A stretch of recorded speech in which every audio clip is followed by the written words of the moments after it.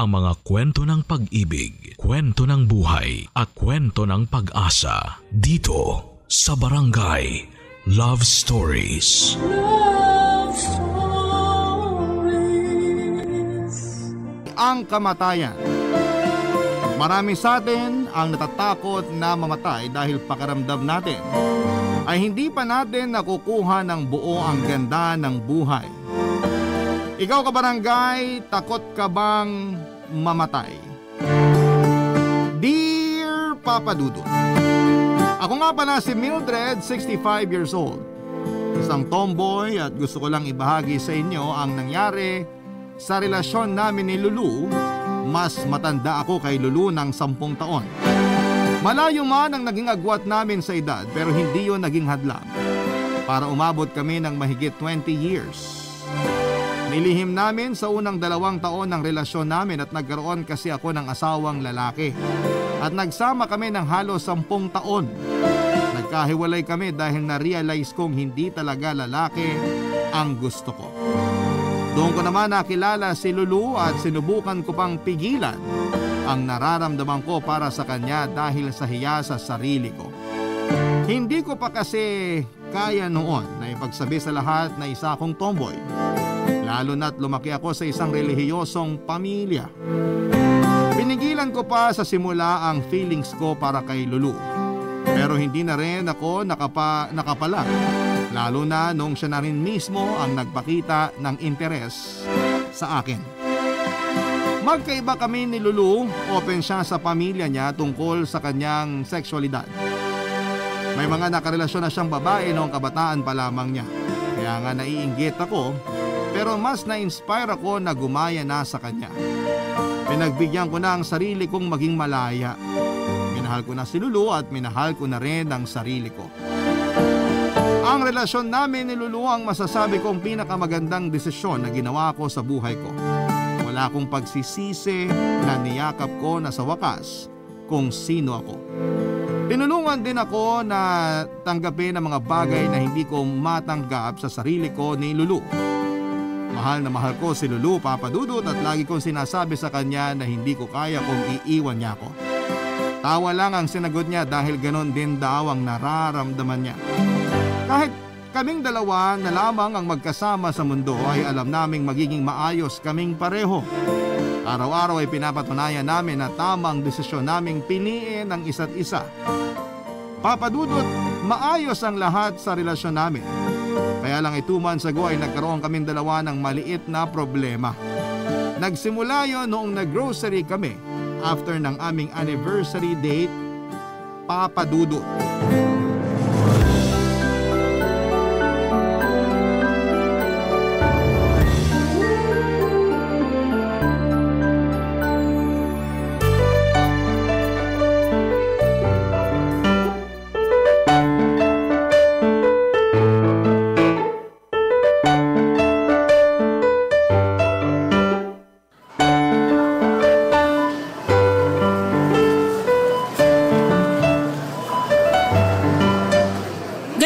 Talaga pag tumatanda, Lulu?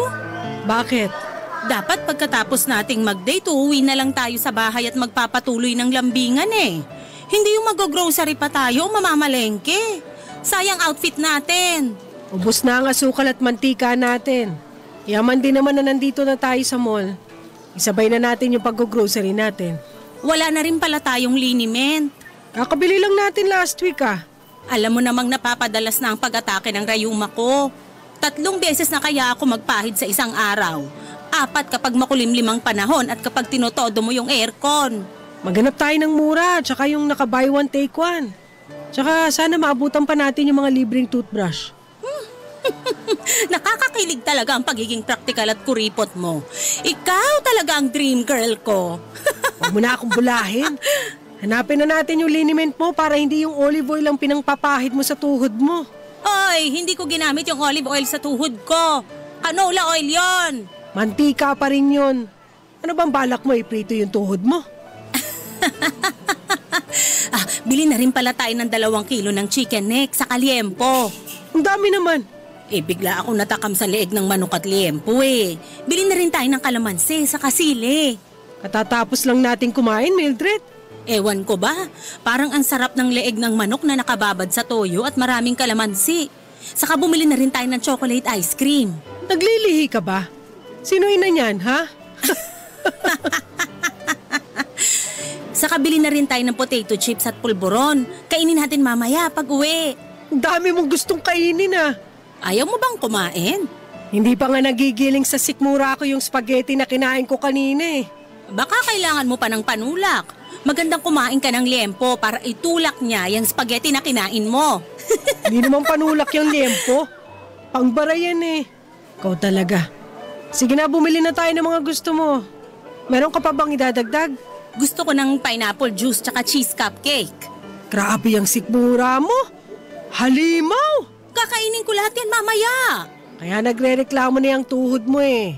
Hindi na liniment ang solusyon dyan sa tuhod mo. Diet na. Bili na rin pala tayo ng french fries mamaya after nating mag-grocery ha. Kakainin ko sa loob ng taxi. Uy, awat na nga sa pagkain. Wag mo na akong awatin. Malay mo ito na pala yung huling gabi ko sa mundo. Ipagkakait mo pa ba yung gusto kong kainin? Huwag na tayo mag-grocery. Magabang na tayo ng taxi. Ay, teka. Paano yung asukal at mantika na kailangan mo? Saka yung liniment at chicken neck ko. Walang kakain. Itulog mo na lang ang gutom mo mamaya pagka uwi. Ano bang ginawa ko? Bakit bigla ka na lang nagagalit? Kasi hindi nakakatuwa yung biro mo na huling gabi mo na. Biro nga lang yon, kaya hindi dapat seryosohin. Yan din mismo ang sinabi ng kapatid ko bago siya namatay. Ang dami rin niyang nirequest na pagkain ng gabi bago siya namatay. Kwento ko na sa'yo dati, di ba? Oh, di sorry na. Hindi ko naman sinasadya. Umuwi na tayo. Matulog ka na agad pagka uwi natin ha. Babantayan kita. Hindi ako kinausap ni Lulu mula sa biyahe namin pauwi ng bahay. Pero kita ko sa gilid ng mga mata ko na panayang sulyap niya sa akin. Nakita ko rin na may bahid ng pag-aalala yon. Nahiya naman ako sa inasta ko sa kanya at nakalimutan ko na malaki pala ang trauma ni Lulu pagdating sa kamatayan. Namatay na kasi ang nakababatang kapatid niya at nakalimutan ko na nabanggit na pala yon sa akin ni Lulu dati. Inabot ko pa ang kapatid niyang yon. Alam kong minahal at inalagaan ni Lulu ang kanyang kapatid. Biglaan lang din ang pagkamatay kaya hindi niya napaghandaan. Inabot ng 2 taon ang pagluluksa ni Lulu sa kanyang kapatid at andun ako para alalayan siya. Ang masakit pa, Papa Dudut, kung kailan nakabawi na sa pagluluksa si Lulu. Sa kanyang kapatid ay saka naman sabay na namatay ang mga magulang niya. Nawala na ang buong pamilya niya. Nakwento niya sa akin na may mga premonition ang mga magulang at kapatid niya bago sila tuluyang nawala sa mundo. Kaya yon ang tinandaan niya, Papa Dudut. Naging sensitive siya sa mga ganitong bagay kaya kinapraning niya ang pagbibiro ko sa huling gabi ko sa mundo. Ayaw niya ng mga biro tungkol sa kamatayan. Kahit nga ang manood ng mga pelikulang may namamatay ay iniiwasan niya.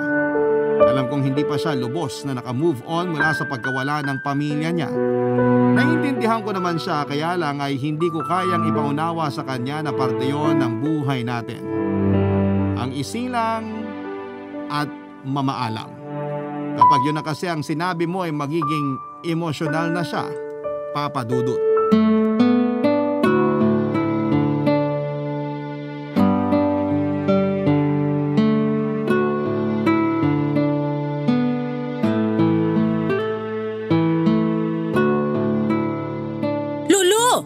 Bakit?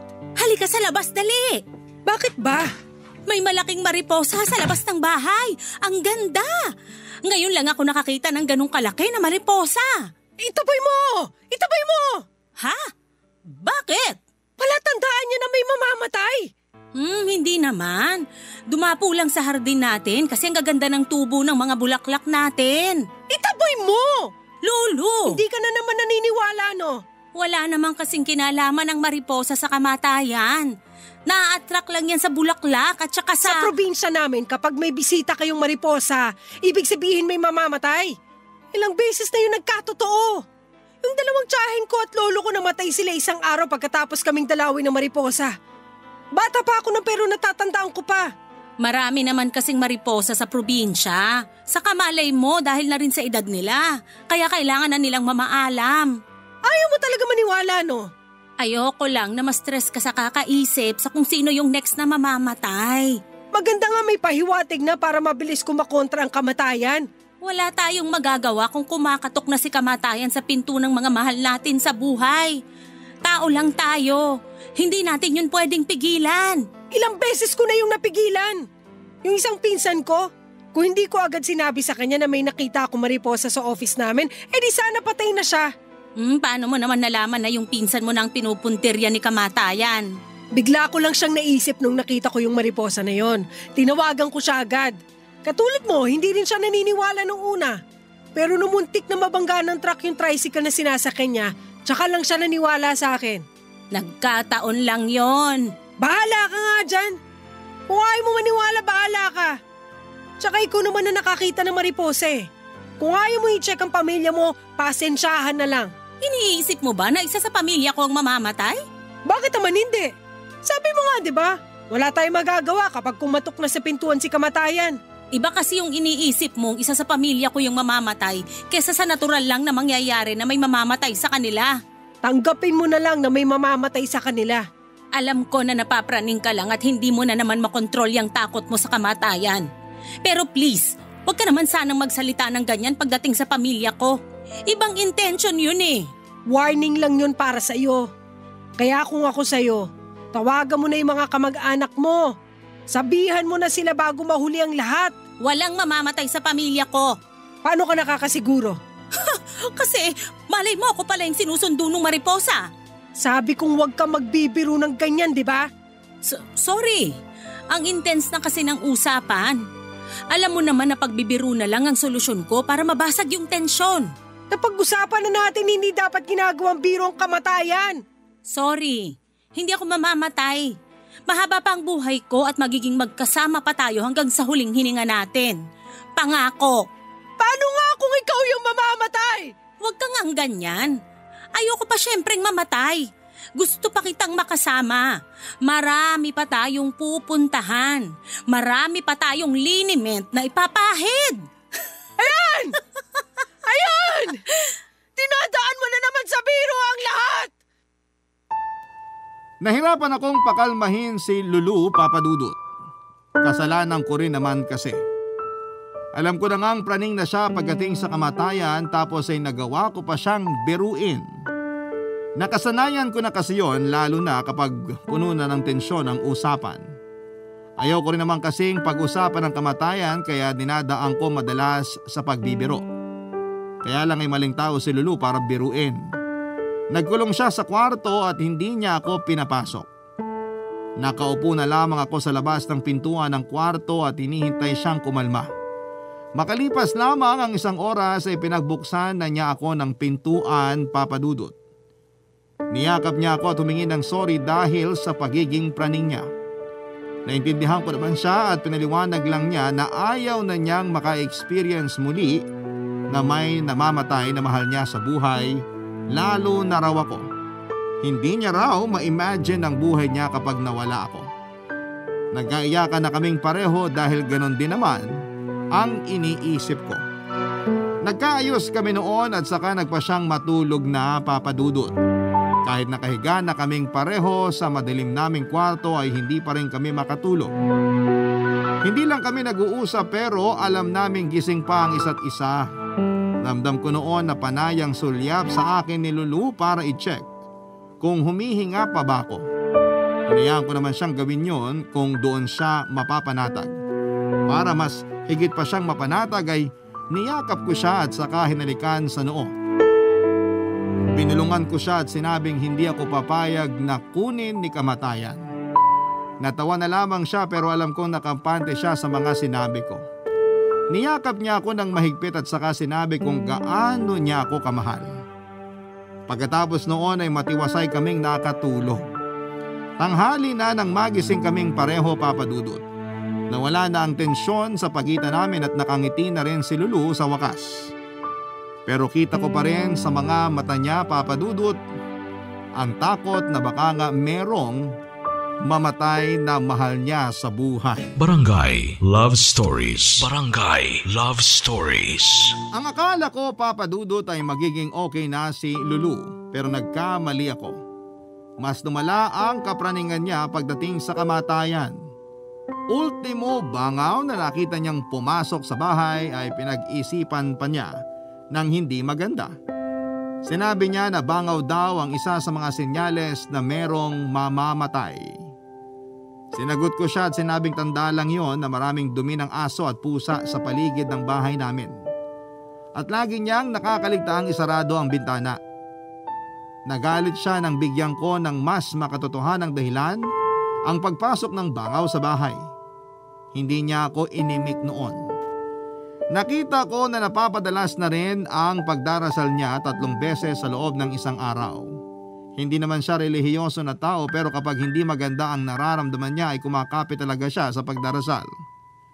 Hindi ko naman siya pinigilan na gawin yun dahil gusto ko ring mapanatag siya sa tulong ng Panginoon. Kaya lang ay hindi ko na rin siya maintindihan sa ibang mga ginagawa niya para lang makontra ang iniisip niyang kamatayan sa isa sa mga mahal namin sa buhay. Hindi ko na nga rin magawang magbiro sa kanya kahit na hindi tungkol sa kamatayan.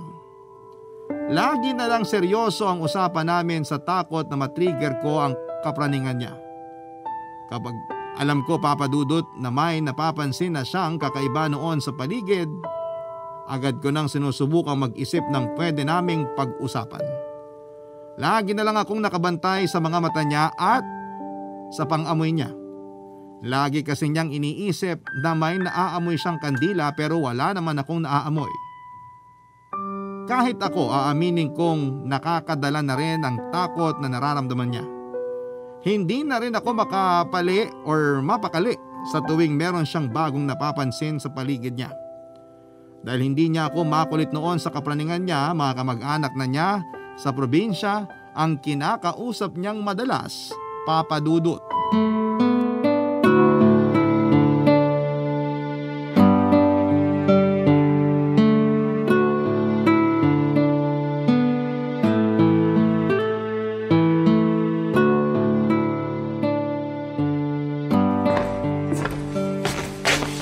Sino naman yung tinawagan mo? Yung tsahin ko. Kinukumusta ko lang. Kinumusta mo o binalaan mo na naman? Pareho. Lulu naman. Masama bang maging concerned sa mga kamag-anak ko? Dapat nga pasalamatan nila ako eh. Bakit ka nila pasasalamatan? Dahil tinatakot mo sila? Hindi mo kagaya mga kamag-anak ko. Pareho kaming naniniwala sa mga ganito. Sila mismo ang naka-experience ng mga kinukwento ko sa'yo. Mas maganda siguro na hindi lahat ng napapansin mo sa paligid mo kinababahala mo na agad. Tansyahin mo muna bago mo warningan ng iba.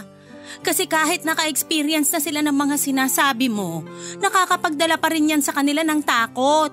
At least makakapaghanda sila. Hinahanda mo sa di naman mangyayari. Hindi pa mangyayari. Sa pagkakasabi mo parang gusto mo talaga na may mangyari eh. Parang inaabangan mo na may mamatay para lang mapatunayan mong tama ka. Nagpapakatotoo lang ako. Nagpapakatotoo o nagpapadala ka lang sa takot mo? Buong pamilya ko nawala sa akin, Mildred. Palibasa sa'yo, buhay pa lahat. Alam kong natroma ka sa pagkamatay ng mga magulang at kapatid mo. 1,000,000 beses kong sasabihin sa'yo na naiintindihan kita. Kaya lang dapat hindi mo ibase yung nangyari noon sa kung paano ka gagalaw ngayon. Hindi porke nangyari noon, mauulit din ngayon. Paano hindi ko pagbabasihan ng nakaraan yun ang naging guide ko para makapaghanda sa ngayon? Ay, bahala ka na. Tatawagan ko si Tita Marion. Oy, di ba siya yung may sakit sa puso? Oo, kaya nga tatawagan ko siya para balaan. At sa tingin mo maganda sa puso niya na sabihan mo ng mga ganyan? May sakit na nga sa puso tapos matanda na. Combo yan pag nagkataon. Tatanungin ko muna kung ayos ang BP niya at saka ko sasabihin. Traidor ang atake sa puso. Huwag mong subukan.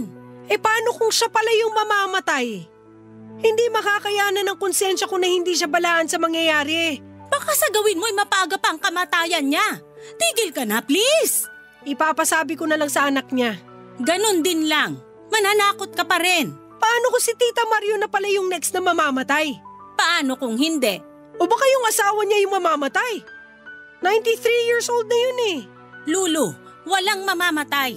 Huwag mong tablahin ang trabaho ni kamatayan. At anong gusto mong gawin ko? Maging kampante lang? Kahit may signs na merong mamamatay? Paano kung yung iniisip mong signs pala nagkataon lang? Walang nagkakataon sa kamatayan. Alam mo, bahala ka na. Sige, tawagan mo lahat ng kamag-anak mo. Takutin mo silang lahat. Talaga? After ko tawagan ang mga kamag-anak ko, tatawagan ko naman ang mga kamag-anak mo.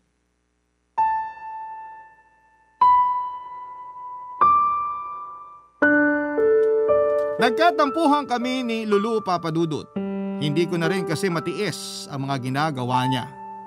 Akala ko ay pananakot niya lamang sa akin na tatawagan ng mga kamag-anak ko, pero tinotoo pala niya. Natakot tuloy silang lahat. Tinawagan nila ako para tanungin kung ano ang sinasabi ni Lulu. Nahirapan akong ipaliwanag sa mga kamag-anak ko na tinawagan ni Lulu, Papa Dudut. Katulad ko sila na hindi naniniwala sa mga premonition pagdating sa kamatayan. Nakahanap tuloy ako ng kakampi sa piling ng mga kamag-anak ko, pero syempre nasa side pa rin ako ni Lulu. Gusto ko pa rin magkasundo kami, kaya naman sinikap kong ipaliwanag na dala lang yon ng takot ni Lulu na may mamatay dahil nga na-trauma na siya sa mga nangyari sa pamilya niya. Naintindihan naman yun ng mga kamag-anak ko, Papa Dudut, at nabawasan ang kaba nila sa mga binalita ni Lulu. Sinabi nila na baka napapraning lang talaga si Lulu. Sinuggest din nila na magpatingin na sa psychiatrist si Lulu para magamot na ang trauma niya. Naisip ko na rin yon, kaya lang ay hindi ko alam kung paano yon sasabihin sa kanya dahil baka ma-offend siya. Papa Dudut, inaliw ko si Lulu para makalimutan muna niya ang stress na nararamdaman niya sa mga nakikita niyang signs o premonitions. Nakisama naman siya dahil pagod na rin daw siya sa kakaisip kung sino ang susunod na mamamatay. Napansin ko talaga ang malaking pagbabago kay Lulu. Nalungkot at nasaktan ako dahil sa napapansin ko sa kanya, pero wala naman akong ibang magawa kundi ang suportahan siya at tulungan siyang magbawas ng stress. Inaya ko siyang mag-date kahit na walang okasyon. Lagi ko na lang siyang inilalabas noon para lang mawalan siya ng oras na mag-overthink. Nangyayari kasi madalas yon kapag nasa bahay lamang kami. Kaya hanggat maaari iniiwas ko siyang magstay sa bahay ng matagal. Naglalakad-lakad kami madalas sa barangay namin kapag kapos sa budget pang pasyal. Ayos na yon para mabawasan ang iniisip niya. Kaya lang ay inabot na rin hanggang sa pagtulog niya ang takot niya. Isang gabi bigla na lamang siyang nagising at umiiyak. Ginising niya ako para ikwento ang nangyari sa kanyang panaginip.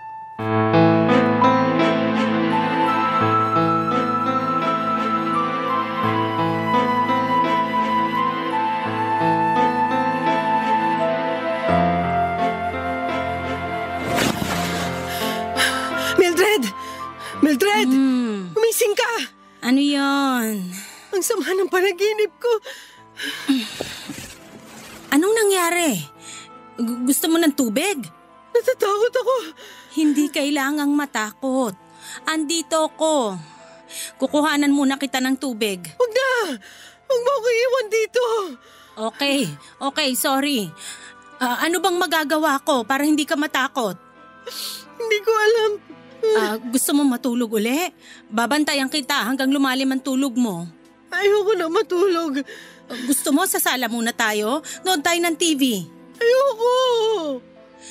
Ay, hindi ko rin kasi alam kung anong gusto mo eh. Nakakatakot yung panaginip ko. Okay lang ba kung ikwento mo?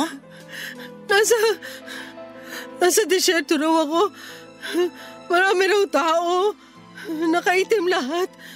Hindi ko sila kilala. Tapos, naglakad ako. Parang may hinahanap ako, kaso parang naligaw na ako kasi biglang nawala yung mga taong nakaitim. Ang lakas daw ng hangin. Natumba pa ako, tapos merong isang bangka. Isang bangka? Sa gitna ng disyerto? Oo, kasi may tubig na raw dun sa gitna ng disyerto. Naku, pwede ata nating tayaan yan sa loto. tubig sa gitna ng disyerto? Ay, sorry sa biro ko. Pinapagaan ko lang yung sitwasyon. Tapos sinaya raw ako sumakay sa bangka ng batang lalaki. Nakasando siya na puti. Sumama ako tapos nagsagwa na siya. Sabi niya sa akin may susunduin lang kami bago niya ako ihatid. Sino raw yung susunduin? Hindi sino. Ano? Ano yung susunduin? Kabaong na itim. Nagpatulong sa akin yung batang lalaki na buhatin yung kabaong. Tumulong ako pero ang bigat. Naibagsak sa tubig yung kabaong tapos sinubukan naming iahon. Binuksan niyo ba yung kabaong? Kasi kung mabigat yun, siguradong may laman yon. Binuksan ko nga. Nakita ko yung pinsan ko si Carmen. Oh, tapos? Doon ako nagising. Sabi ko naman sa'yo, meron talagang mamamatay Ay, pero panaginip lang yan. Panaginip? Nasa kabaong na mismo yung pinsan ko. Premonition na yun. Dala lang yan ang kakaisip mo sa kamatayan, kaya tumawid hanggang panaginip mo. Kailan ka ba maniniwala sa akin? Lagi naman akong naniniwala sa'yo. Huwag lang sana sa mga ganitong bagay kasi nakakasira na ng ulo Totoo kasi na merong mensahe ang mga panaginip. Hindi lang yung basta-bastang sumusulpot. Merong gustong ipahiwatig yun. Gusto lang ipahiwatig sa'yo ng panaginip mo na nakukurta na ang utak mo kakaisip sa mga bagay na hindi naman mangyayari. Please, Lulu. Tama na ang kaka-overthink. Madaling sabihin para sa'yo yan kasi wala ka sa kalagayan ko. Kahit wala ako sa kalagayan mo, naiintindihan kita. Kung naiintindihan mo ako, bakit ayaw mo akong paniwalaan? Alam kong hindi magpapatalo noon si Lulu Papadudut. Kaya naman nagsorry na lamang ako at sinabing mali ako. Alam kong masama pa rin ang loob niya noon at inaya ko na siyang matulog muli pero tumanggi siya. Sinabi niyang magpapahangin lamang siya sa balkonahin namin at sinabi kong sasamahan ko siya pero tinanggihan niya ako. Alam kong nagtampo siya at hinayaan ko naman siya Papadudut, baka kailangan lamang niyang mapag-isa at magpahangin para mawala na yung takot niya. Dinasal ko na lamang na sana ay maitangay ng hangin kung ano man ang ino-overthink niya. Nahihirapan na rin kasi ako noon na makita siyang ganon Papadudut. Masiyahin at puno lagi ng pag-asa ang nakilala kong Lulu. Pero noong mga pagkakataong yon ay parang iba na ang nakasama ko for more than 20 years. Ang laki ng pinagbago niya. Hindi ko na siya halos maintindihan pero sinusubukan ko naman. Hindi ko alam kung hanggang saan ang pasensya ko sa mga nangyayari kay Lulu. Hindi na ako nakabalik pa sa pagtulog. Panay ang galaw ko sa kama at pati ako ay napapa-overthink na rin. Nagtungo ako sa kusina para magtimpla ng gatas. Nanatili ako roon hanggang sa maubos ko ang gatas. Nakatulala ako kaya hindi ko na namalayan ang pagpasok ni Lulu sa kusina. Nagkatinginan kaming dalawa at naghihintay na may magsalita. Nginitian niya ako ng tipid at saka naglambing kung pwede ko raw ba siyang timplahan ng gatas para makasabay na siya sa pagtulog ko. Ngumiti na rin ako at saka tumango Papadudut. Ipinagtimpla ko siya ng gatas at sabay namin yung inubos sa kusina. Pagkatapos noon ay bumalik na kami sa kwarto. Nahiga na kaming pareho at naunang nakatulog si Lulu, samantalang ako naman ang sumalo ng pag-overthink niya. Nag-alala na ako kay Lulu Papadudut. Gusto ko na noon na makagawa ng paraan para matigil na ang kapraningan niya. Dahil naaapektuhan na rin ako ng sobra-sobra sa mga pinaggagawa niya ng mga panahong yon, Papadudut. Barangay Love Stories. Barangay Love Stories. Nagkaroon ng gap ang relasyon namin ni Lulu dahil sa mga nangyayari sa kanya, Papadudut. Ipinagpatuloy pa rin niya ang pag-overthink at lahat ng makita niyang kakaiba sa paligid ay inuugnay niya kaagad sa kamatayan. Kahit ang mga bulaklak na dama de noche na nadaanan namin ay kinakatakutan pa niya. Sign daw ang amoy ng dama de noche na merong mamamatay. Samantalang panahon yon ang pagbunga ng bulaklak ng Dama de Noche. Napailing na lamang ako sa mga iniisip niya, Papa Dudut. Hindi ko na rin siya kinontra pero hindi ko rin naman siya pinanigan ng buo. Pinakinggan ko lamang siya, Papa Dudut. Sa ganong paraan ay nababalanse ko pa rin ang sarili ko at aaminin ko sa kakakinig ko sa mga kapraningan ni Lulu ay nahawa na rin ako. Ino-overthink ko na rin kapag nakakakita ako noon ng bangaw o itim na damit. Dahil yun madalas noon ang isinisiksik sa utak ko ni Lulu na tanda na meron daw na mamamatay. Hindi naman talaga ako mapagpaniwala sa mga ganito. Pero ikaw ba naman ang may makasamang praning sa mga senyales o premonition? Hindi ba't magagaya ka na rin? Papa Dudut, panay pa rin ang tawag ni Lulu sa mga kamag-anak niya para mangumusta at manakot. Ako na yung mismong naaawa sa mga kamag-anak niya na nahawa na rin sa kapraningan niya. Sinabihan ko na mga kamag-anak ko na huwag nang sagutin ang tawag ni Lulu kapag tinatawagan na sila. Kahit sila ay ayaw na rin talagang sagutin ang mga tawag ni Lulu kahit na hindi ko pa raw sila pagsabihan. Natatakot na rin sila sa mga sinasabi ni Lulu at hindi na yon nakakatulong sa buhay nila. Nagpasalamat na lamang ako sa mga kamag-anak ko sa pangunawa at pagpapasensya kay Lulu, Papa Dudut. Inihingi ko na lang sa kanila ng sabayan kong ipagdasal ang mga nangyayari sa karelasyon ko ng mga panahong yon, Papa Dudut.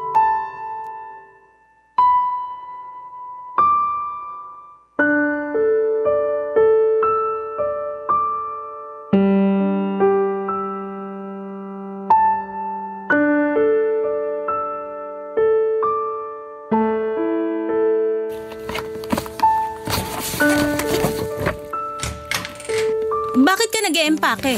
Saan ka pupunta? Uuwi muna ako sa probinsya. Paano yung trabaho mo? Nakapag-leave na ako. Bakit di mo man lang sinabi sa akin? Hindi ko naman na kailangan sabihin. Nakikita mo naman na ngayon na nag-empake na ako. Kailan mo na naplano na umuwi sa probinsya mo? Nung Sunday lang. Magkasama tayo buong araw nung Sunday, di mo man lang binanggit sa akin? Kasi baka di mo ako payagan eh. Ayan agad ang iniisip mo eh. Nakakatampo ka naman. Kung hindi pa kita naabutang nag-e-empake, hindi ko pa malalaman na uuwi ka pala ng probinsya mo. Sorry na. Tuliro na kasi ako eh. Pero sana nagsabi ka naman sa akin. Ako nga bibili lang ng balot sa kanto, magpapaalam pa ako sa'yo eh. Baka nga kasi pigilan mo ko. Kahit naman pigilan kita, hindi ka pa rin papaawat. Alam mo naman pala. Huwag mo na ako sermonan. Nakalahati ko na yung ine-empake ko eh. Kailan ang balik mo? 9 days lang ako ron tapos uuwi na ako agad. Bakit ka pa pupunta ron? Ano bang kailangan mong asikasuhin? Babantayan ko lang yung mga kamag-anak ko. Lalo na si Carmen. Nag-worry ako sa kanya eh.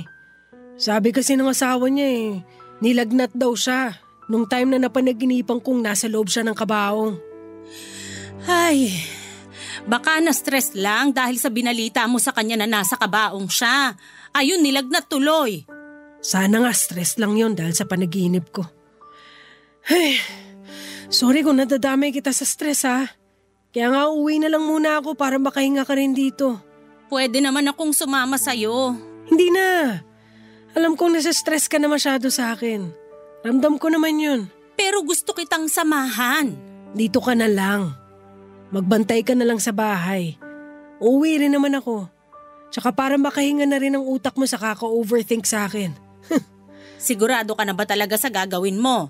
Kasi pwede namang magbakasyon na lang tayo sa Tagaytay para makarelax ka rin. Hindi ako marerelax hanggat hindi ko nakikitang ayos lang ang mga kamag-anak ko. Hindi na ba sapat na tinatawagan mo sila lagi para kamustahin? Hindi pa rin sapat yun sa akin eh. Mas lalo kung hindi mapapakali kung hindi ko sila nakikita. Ay, sige na nga. Basta mag-iingat ka ron. Magsabi ka kung gusto mo magpasundo, ha? Ako nang bahala sa sarili ko. Pagbalik ko rito, babawi ako sa'yo. Tsaka gusto ko na rin makibanding sa mga kamag-anak ko. Ilang taon na rin kasi mula nung huli ako umuwi ron.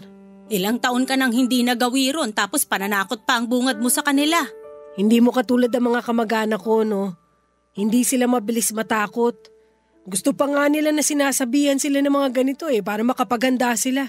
Paano ba mapaghahandaan ng kamatayan?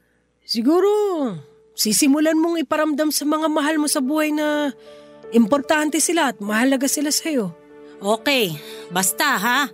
Kahit anong mangyari, mahal kita at mahalaga ka sa akin. Ikaw na ang buhay ko. Kinikilabutan naman ako sa'yo. Baka naman mamaya ikaw pala tong mamamatay. Oo, baka ako nga. Tapos iiwan mo pa ako ngayon. Mildred! Joke lang. Sige na, mag-impake ka na dyan. Ihahanda ko na lang ang kakainin natin. Nagtungo na ako sa kusina para ipagluto si Lulu ng makakain niya bago siya bumiyahe. Nalungkot ako na aalis siya, Papa Dudut. Hindi kasi ako sanay na malayo kay Lulu ng higit 5 araw. Pero kung kailangan niya yung gawin para sa ikakapanatag ng isipan niya ay hahayaan ko na lamang siya. Tulong na rin yun para hindi magiba noon ang relasyon namin. Kasi kung hindi pa niya maayos ang mga naiisip niya ay baka magkasira na kaming dalawa. Mabilis lang din natapos sa pag-iimpake si Lulu at naligo na siya at saka nag-ayos. Saktong pagkatapos niyang mag-ayos ay nakaluto na rin ako ng ulam namin. Pinagsaluhan namin ang sarsyadong isda at pritong talong. Paborito yon ni Lulu. Pinagtimpla ko rin siya ng iced tea at masaya kaming nagkwentuhan at nagbilinan ng mga dapat gawin sa bahay habang wala siya. Nagkape kaming dalawa sa balkonahe bago ko siya hinatid papunta sa terminal. Nalungkot talaga ako noong sumakay na siya ng bus. Noong nakalis na ang bus ay saka lang ako umuwi ng bahay. Nanibago ako na mag-isa ako sa bahay pero aaminin kong medyo nakahinga naman ang utak ko. Baka nga kailangan lang namin ng space para makapag-isip-isip din. Habang wala siya ay ginugol ko ang oras ko sa panonood ng mga pelikulang tinanggihang panoorin ni Lulu dahil sa takot na may mamamatay sa mga eksena. Naglinis ako ng bahay at inayos sa mga ginulong damit ni Lulu noong nag-iimpake siya. Madalas din kaming magkausap through video call. Panay ang tawag ni Lulu sa akin para lang masiguradong humihinga pa ako. Natatawa na lamang ako noon dahil ako naman ang tinatadtad niya ng pag-aalala. Pero hindi na kasing lala noong mga unang beses dahil nga nakahinga na kaming pareho nang malayo kami sa isa't isa. Nakita kong masaya si Lulu sa video call namin. Maaliwalas ang mukha niya, hindi kagaya ng stress siya sa bahay dahil wala siyang magawa para mabantayan ang mga kamag-anak niya. Nakatulong talaga na umuwi siya ng probinsya nila para bumalik ang dati niyang sigla at saya, Papa Dudut.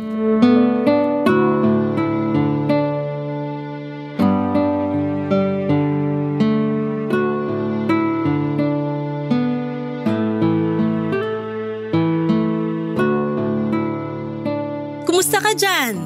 Masaya! Ikaw? Pansin ko nga ang lapad ng ngiti mo Ang linaw dito sa video call natin. Kanina kasi pinagluto ako ng tsahin ko ng pansit bihon at bibingka na maraming itlog na pula. Kainggit naman. Ayan mo, pag-uwi ko ipagdadala kita. Sana pala sumama ka rito, no? Para may kasama akong umuubos ng mga pinagluluto nila sa akin. Ikaw kasi ayaw mo Nananabahan na ako. Hindi na kasya yung mga baang kong pantalon. Kaya nakahiram na lang ako ng duster sa mga pinsan ko. Kamusta pala yung pinsan mong si Carmen? Ayos naman. Lagi ko siyang katabi sa pagtulog para mabantayan ko siya. Parang inagaw ko na nga siya sa asawa niya Gumitna ka na lang sa kanilang mag-asawa kapag matutulog. Mabuti nga mabait yung asawa niya Hinayaan lang na sundan-sundan ko si Carmen hanggat hindi ako napapanatag sa kalagayan niya. Kamusta naman ang kalagayan ni Carmen? Nawala na yung lagnat niya nung dumating ako. Sinamahan ko na rin siya magpa-check up para lang sure na wala siyang ibang sakit. Kamusta yung resulta ng check-up niya? Mild na UTI lang. Malayo sa bituka. Tingnan mo na kapraningan mo. Umuwi ka na rito. Ayos naman pala sila dyan. Sa Sabado na lang. Na-enjoy ko pa rito Na-miss ko talaga sila. Para ulit akong bumalik sa pagkabata. Magkakasama kami magpipinsan sa isang bahay. Tapos yung mga tsahin naman namin, kahit ang tatanda na naasikaso pa rin kami. Lalo na ako. O sige na, kung gusto mo mag-extend pa dyan, pwede naman. Basta masaya ka. Hindi na ako mag-e-extend. Uwi na ako sa Sabado. Namimiss na kita eh. Miss na rin kita. Namimiss ko na yung amoy laway mong buhok tuwing gigising ako sa umaga. Ang bango ng unan mo ngayon. Nakakapanibago. Ang bastos mo talaga sa akin. Sa susunod na magbakasyon ka dyan, sama na ako ha? Gusto mo bang magpasko rito sa susunod? Pwede naman hanggang bagong taon. Natakam ako dun sa bibingkang maraming itlog na pula eh. Kapag natikman mo pa yung suma nila na may keso, naku, baka gusto mo na lang tumira rito. Pwede naman. Gusto ko na rin talagang manirahan sa probinsya para mas tahimik ang buhay. Mas malinis at mas mapayapa. Alam mo, yan din ang naiisip ko. Paano nga kaya kung tumira na lang tayo rito? May bakanting lote pa rito eh na pwede nating bilhin at patayuan ng bahay. May ipon pa rin naman tayo. Mag-retire ka na sa trabaho mo. Mukha nga mapapaaga ang retirement ko dahil sa pag-uwi ko rito eh. Sige, pagbalik mo rito, pag-usapan natin yan. Excited na tuloy ako. Mas excited akong makita ka uli. Namimiss na kita. Alam ko naman yan. Sinabi mo na kaya sa akin. Paulit-ulit. Parang ayaw mo pang namimiss kita. Siyempre, gusto ko. Minsan ka lang maging malambing sa akin eh. Susulitin ko na. Malinis na ang buong bahay pag uwi mo. Magde-date tayo agad. Libre ko. Wow! Ang galante naman! Kahit anong gusto mong gawin, gagawin natin. Gusto ko sana mag-beach pagbalik ko. Kahit isang araw lang. Kahit 5 araw pa yan, okay lang. Ubus na ang leave ko sa trabaho. Magre-retire ka na rin naman. Kung ako nga sa'yo, mag-awol ka na lang eh. Full support ako dyan. Sira ka talaga. O siya, naglalatag na ng higaan namin yung mga pinsang ko. Tatawagan na lang kita uli bukas ha. Matutulog na kami. Grabe, wala pang 8:00 ng gabi, matutulog na kayo agad? Pauwi ka pa lang yan sa trabaho ah. Sanayin mo na rin matulog na maaga para makasabay ka pag dito na tayo tumira. Sasabay na ako ngayon, matutulog na rin ako. I love you so much. I love you too. See you soon. See you soon. Iyon ang huling sinabi ni Lulu sa akin bago siya bawian ng buhay. Sa pagtulog niya, Papa Dudut, ay inatake siya sa puso. Hindi ko man lang nalaman na meron na pala siyang sakit sa puso. Nagising na lang daw ang pinsan niyang si Carmen dahil sa lamig ng braso ni Lulu. Sinubukan pa nilang itakbo sa ospital si Lulu pero dead on arrival na. Hindi nila ako kaagad dinawagan at nabigla sila sa mga nangyari. Gabi na noong nalaman kong wala na si Lulu. Nakailang tawag ako sa cellphone ni Lulu bago yon sagutin ni Carmen at nakita kong namumugto ang mga mata ni Carmen at doon ko nga lang nakumpirma ang lahat. Sinubukan kong maging positibo at hinanap si Lulu. Hindi agad nakasagot si Carmen. Humihikbi na lamang siya at doon ako nagkaroon ng ideya na wala na ang kaparehas ko. Nanghina ako, Papa Dudut, lalo na noong nalaman ko ang mga huling detalye sa kanya. Nagmadali akong umuwi ng probinsya nila at doon ko nga nakumpirmang totoong wala na si Lulu. Hindi ako makapaniwala na nagkatotoo ang premonition at ibang signs na sinasabi ni Lulu sa akin. Ang hindi ko maintindihan ay kung bakit sa kanya tumama ang premonition na yon. Hindi ako nakapaghanda. Hindi ko pa nasabi sa kanya lahat ng gusto kong sabihin. Nakapagplano na kaming mag-retire pareho at tumira na sa probinsya nila. Pero iniwan na niya ako ng maaga. Ang hirap tanggapin hanggang ngayon na wala na si Lulu. Sa akin naman niya pinamana ang trauma niya sa kamatayan. Kung sineryoso ko lang sana ang mga sinabi niya, kung naniwala lang sana ako sa mga sinabi niya, kung hindi ko na lang siya hinayaang umalis noon para bantayan ang mga kamag-anak niya ay baka buhay pa siya. At nakakasama ko pa siya. Hindi naging madali sa akin na tanggapin yon na wala ang lagi kong paalala kay Lulu na parte na ng buhay ang kamatayan. Dahil hindi ko na alam kung paano na ako ngayong binawi na ng kamatayan ang dahilan kung bakit ako nabubuhay. Hanggang dito na lamang ang aking liham, Papa Dudut. Maraming salamat po sa inyong lahat na nakisimpatya sa aking buhay. Ang inyong forever kapuso at Kabarangay, Mildred. Nagustuhan ng iyong napakinggan? Ituloy yan via live stream sa www.gmanetwork.com/radio. Barangay LS. In Mega Manila, 97.1. Forever.